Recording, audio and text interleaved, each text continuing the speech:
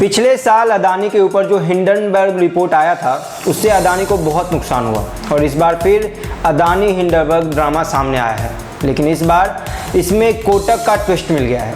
क्या है पूरी खबर, चलिए जानते हैं विस्तार से। नमस्कार, मेरा नाम है अमरदीप और आप देख रहे हैं NL9 न्यूज़।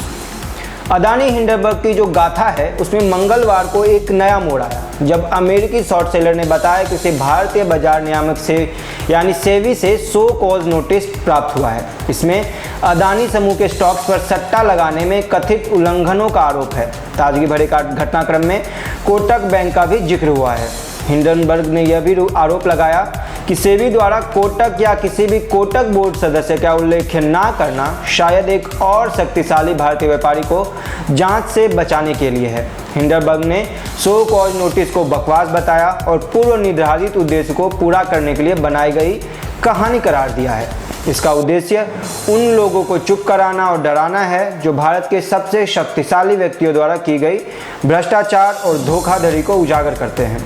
न्यूयॉर्क स्थित फर्म ने एक बयान में कहा कि उसने अदानी समूह के खिलाफ दशकों से चली आ रही निडर स्टॉक हेरफेर और लेखांकन धोखाधड़ी योजना का आरोप लगाते हुए रिपोर्ट जारी की थी और खुलासा किया था कि उसने अदानी पर शॉर्ट किया था। अमेरिकी शॉर्ट सेलर ने यह भी खुलासा किया कि कोटक बैंक ने एक ऑफशोर फंड रचना बनाई और उस पर निगरानी रखी जो उसके निवेशक साझेदार द्वारा समूह के खिलाफ उपयोग की गई थी। हालांकि उसने यह भी कहा कि यह व्यापार शायद ही लाभदायक निकले।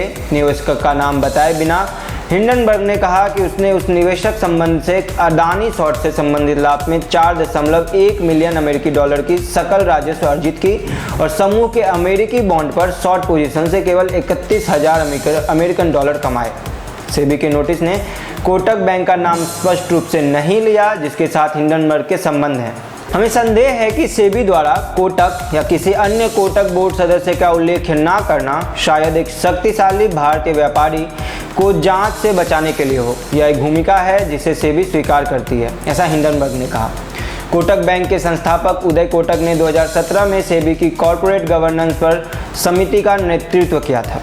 आपकी जानकारी के लिए बता दें कि अदानी समूह ने बार बार सभी आरोपों का खंडन किया है। 1.5 साल की जांच के बाद सेबी ने हमारे अदानी अनुसंधान में कोई तथ्यात्मक अशुद्धता नहीं पाई।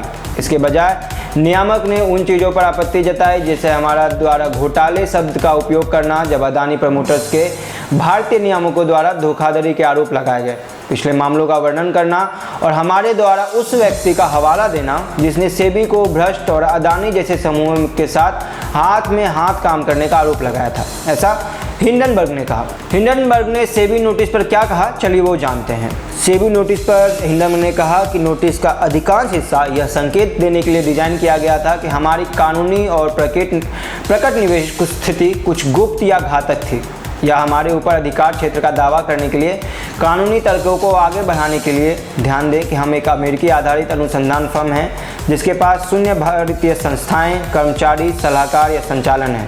नियामक ने उसने कहा कि दावा किया है कि रिपोर्ट में अस्वीकरण भ्रामक थे क्योंकि फर्म अप्रत्यक्ष रूप से भारतीय प्रतिभूति बाजार में भाग ले रही थी। यह कोई रहस्य नहीं था। पृथ्वी पर लगभग हर कोई जानता था कि हमने अदानी को शॉर्ट किया था क्योंकि हमने इसे प्रमुखता से बार बार दिखाया, ऐसा उन्होंने कहा। इतना ही नहीं, हिंडनबर्ग का भारतीय सरकार पर भी हमला हुआ है। चलिए उन्होंने भारतीय सरकार पर क्या कहा वो जानते हैं।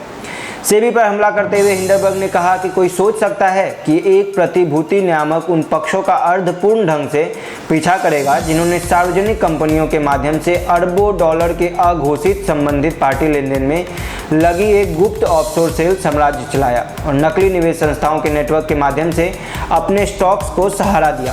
सेबी के साथ साथ अमेरिकी शॉर्ट सेलर ने भारतीय सरकार को भी निशाना बनाया और कहा इसके बजाय सेबी उन लोगों का पीछा करने में अधिक रुचि रखती है जो ऐसे प्रथाओं को उजागर करते हैं, यानी जो ऐसे भ्रष्टाचार को बाहर निकालते हैं। यह रुख भारतीय सरकार के अन्य तत्वों के कार्य के अनुरूप है जिन्होंने अदानी के बारे में आलोचनात्मक लेख लिखने वाले 4 पत्रकार को गिरफ्तार करने और अदानी के आलोचक रह रहे सदस्यों को निष्कासित करने का प्रयास किया है।